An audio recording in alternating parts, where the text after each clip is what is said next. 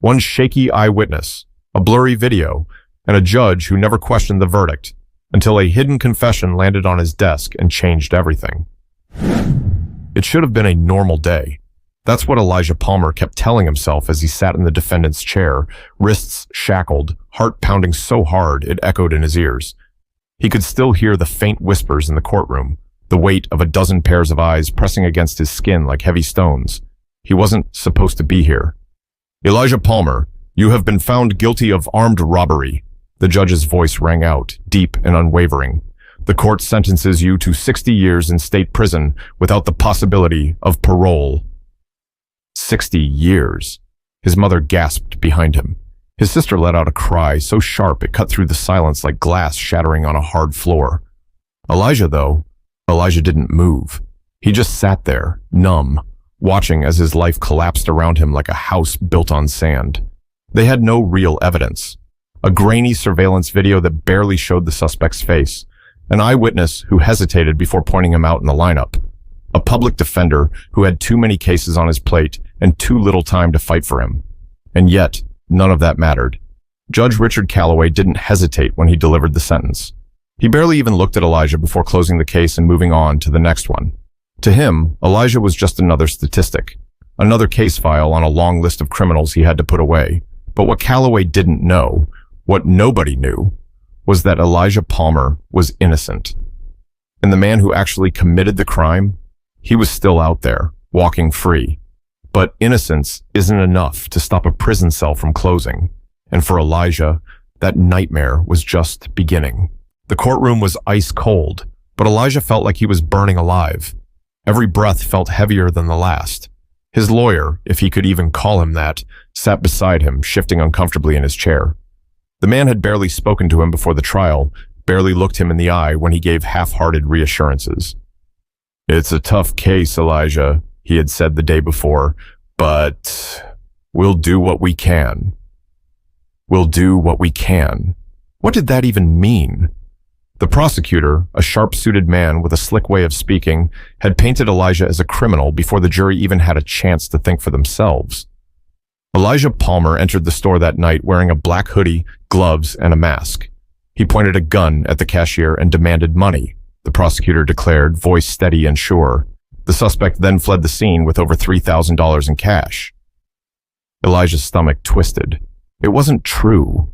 None of it. The grainy surveillance footage played on the courtroom screen. The man in the video was his height, his build, but the face, you could barely make out any features. The mask covered most of it, the lighting was bad, and yet, somehow, they all saw what they wanted to see. "That's him," the eyewitness, an older white man, said from the stand. He didn't sound certain. There was a pause, a hesitation, a flicker of doubt in his eyes. Yeah, that's him." Elijah wanted to scream. "You think?" His lawyer objected, weakly. The judge overruled it. The trial continued. Elijah's alibi was simple. He was at home that night, alone, watching TV. There was no phone record, no security footage to back him up, just his word, and his word wasn't good enough. The jury took just under 4 hours to decide. Guilty. Elijah had barely processed the word when Judge Calloway called him forward for sentencing. "I've spent years in this courtroom," the judge said, his voice level and firm, "and if there's one thing I know, it's that actions have consequences. This was a violent crime, one that put an innocent man's life in danger." Elijah clenched his fists. The only innocent man in danger was him. "For that reason, I am sentencing you to 60 years in state prison." His mother's sobs broke through the silence. His sister buried her face in her hands. "Elijah?" He felt like the air had been sucked out of the room. He turned, looking for someone, anyone, to tell him this was all a mistake. But no one did. The gavel hit the desk. The bailiffs moved in. And just like that, Elijah Palmer's life was over. But what the judge didn't know, what nobody knew, was that the real criminal was closer than they thought. And soon, the truth would come knocking on his door. The first night inside felt like drowning. The cold, hard mattress beneath him, the smell of sweat, rust, and something stale lingering in the air. The distant sound of metal doors slamming shut, voices yelling, footsteps echoing down the halls. Elijah lay there, staring at the ceiling, trying to convince himself this wasn't real, but the rough texture of the thin blanket against his skin told him otherwise. The cuffs on his wrists hours earlier, the orange jumpsuit they'd forced him into, the looks from other inmates sizing him up, all of it was real. He was here, and he wasn't getting out. The next morning, reality hit even harder. Breakfast was a tasteless pile of something gray on a tray. The guards moved like clockwork, barely looking at the men they herded through the halls. The prisoners carried a quiet, simmering tension. Some walked alone, heads down, while others grouped up, whispering, watching, waiting. Elijah kept to himself. He wasn't interested in making friends. He wasn't interested in enemies either. He just wanted to survive. Days blurred together. The weight of his sentence pressed down on him like a stone, heavier with every passing hour. 60 years. He tried not to think about it. He tried not to count the years he'd lose, the birthdays, the holidays, the life he'd never get back. But there were reminders everywhere. The letters from his mother, written with careful words, as if she didn't want to break his spirit more than it already was. The way the guards barely looked at him when they did roll call, like he was already forgotten. The nights he lay awake, hearing the whispers of men planning things in the dark, fights, escapes, revenge. Then there were the fights he couldn't avoid. He wasn't a troublemaker, but trouble didn't care. It found him anyway. One afternoon in the yard, a group of men surrounded him near the fence. He didn't know them, didn't owe them anything, but that didn't matter. "You look like you don't belong here," one of them said, grinning, cracking his knuckles. Elijah didn't answer. He knew better. It didn't matter. The first punch came fast. He hit the ground, tasting dirt and blood, arms raised as more fists rained down. It lasted maybe 20 seconds, maybe a lifetime. The guards didn't step in until it was over. Back in his cell, face swollen, ribs aching, he stared at the wall. He thought about how easy it would be to give up, to let this place turn him into someone else. But then he thought about his mother, his sister, the life he still wanted, the freedom he still prayed for, even though he had no reason to believe in miracles. Elijah Palmer wasn't a criminal, but in here, innocence didn't mean a damn thing. But outside these prison walls, something was happening. And the man who put him here, he was about to learn a truth that would change everything. Judge Richard Calloway never thought about his cases after sentencing. He prided himself on being decisive, firm, a man of the law. Once the gavel hit the desk, it wasn't his concern anymore. That's how it had always been. But for some reason, Elijah Palmer's case stuck with him. Maybe it was the way the young man had just sat there when the sentence was handed down. No outburst, no pleading, just stillness, as if he knew nothing he said would change the outcome. Or maybe it was the letter Calloway found on his desk one evening, long after the courthouse had emptied. It was from a public defender, not Palmer's lawyer, but someone else, someone who had taken an interest in the case. "Judge Calloway, there's something you need to see." Attached was a case file. At first, Calloway barely skimmed it. Another so-called wrongful conviction claim. Another file from someone trying to overturn a case based on new evidence. He'd seen plenty before, but then a name caught his eye. Devin Mathers, a repeat offender. Armed robbery, possession of stolen property, resisting arrest. A known gang affiliate. And according to a recent confession, the real gunman in the robbery Elijah Palmer had been convicted for. Calloway frowned, flipping through the pages. Mathers had been arrested on an unrelated charge, and during questioning, he had admitted to committing the crime that sent Palmer to prison. The confession had been buried in a stack of reports, never flagged, never sent to the right people. Calloway's stomach turned. He flipped further, scanning the original case. The shaky eyewitness, the grainy footage, the rushed defense. He swallowed hard. He had sentenced an innocent man to 60 years. The thought sent a chill down his spine. How many others? He pushed the file away and rubbed his face with his hands. He could ignore it, pretend he never saw it. That would be the easy thing to do. But for the first time in his career, Judge Calloway felt something gnawing at him. Guilt. Because now he wasn't sure if he was the man he always believed himself to be. And if he was wrong about Elijah Palmer, how many other innocent men had he buried beneath the weight of his sentences? But fixing his mistake wouldn't be simple. because in the world of law, undoing a conviction was much harder than delivering one. And Calloway was about to find out just how deep the resistance ran. Judge Calloway had spent decades in courtrooms, but he had never felt the weight of a case like this before. His job had always been about closing cases, not reopening them. But this wasn't just about a mistake. It was about an innocent man losing his life to a system that he had helped uphold. And now that system was pushing back. Calloway reached out to the district attorney's office first. The response was cold. The case is closed, they told him. Palmer had his trial. The jury made their decision.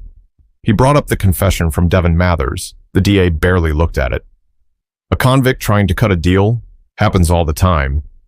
But what if he's telling the truth? Calloway shot back. The DA sighed, rubbing his temples.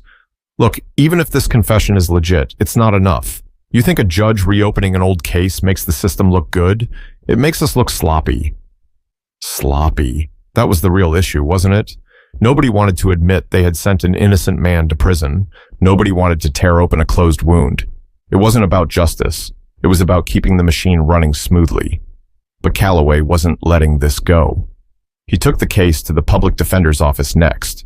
Unlike the DA, they wanted to help, but they were drowning in cases, understaffed, overworked. The process isn't easy, one of the attorneys explained. To overturn a conviction, we need a judge willing to grant a motion for a retrial. But even then, the DA can block it. The appeals court can reject it, and the system, well, it doesn't like to admit it's wrong. Calloway had spent his entire career believing in that system, but now he was seeing it for what it really was. He filed the motion anyway. It was denied. He pushed harder. Another denial. Meanwhile, Elijah Palmer sat in a 6x8 cell, unaware that the very man who had sentenced him was now the only person fighting for his freedom. Calloway started making noise. He reached out to journalists, legal activists, anyone who would listen. The story started spreading. Judge reopens old case, believes wrongful conviction occurred, and that's when the threats started. Phone calls, letters, warnings from fellow judges. You're making yourself look bad. This is dangerous territory, Richard. You really want to be the guy who puts doubt in the justice system? But he didn't stop. He couldn't. He requested an emergency hearing. This time, the courts had no choice but to listen.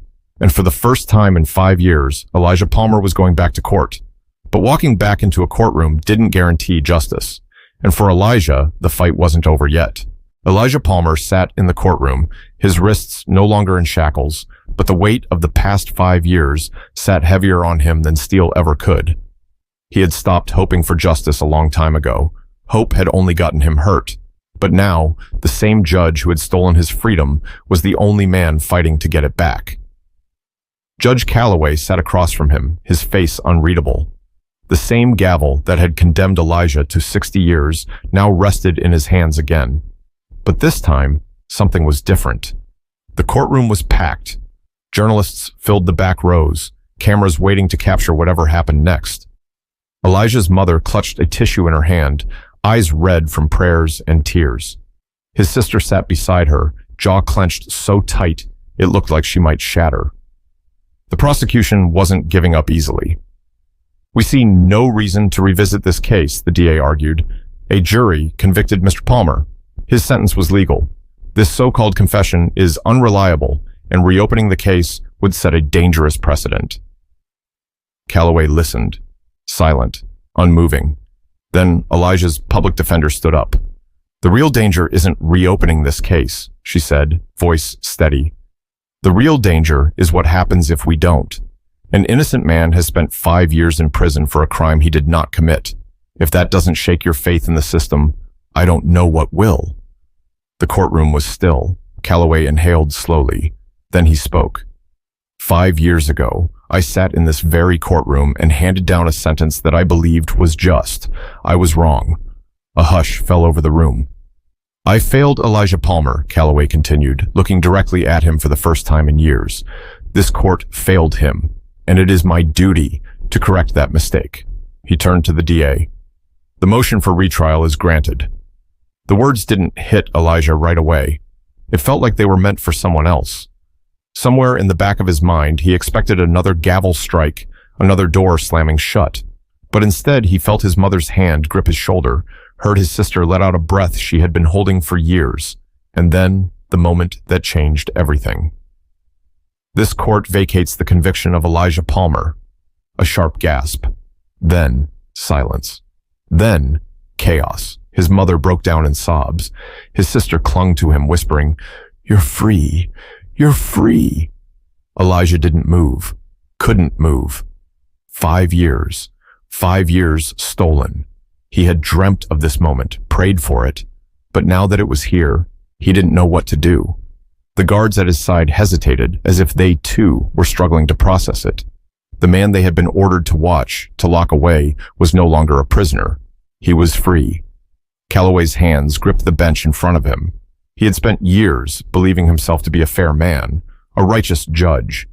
But now, all he saw in himself was the damage he had done. As Elijah turned to walk out of that courtroom, not through the back door where they had taken him in cuffs, but through the front, where his family was waiting, Calloway did something he had never done before. He stood, and he watched. Because sometimes, justice isn't about punishment.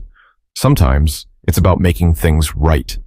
How many innocent men are still sitting behind bars, waiting for justice that may never come? How many cases were rushed? How many lives were stolen? All because the system values conviction rates over the truth. This isn't just Elijah Palmer's story. It's the story of hundreds, thousands of people who never got their second chance. It's time we start asking the hard questions. It's time we start demanding real justice. Because the next innocent man might not be a stranger. It might be your brother, your father, you.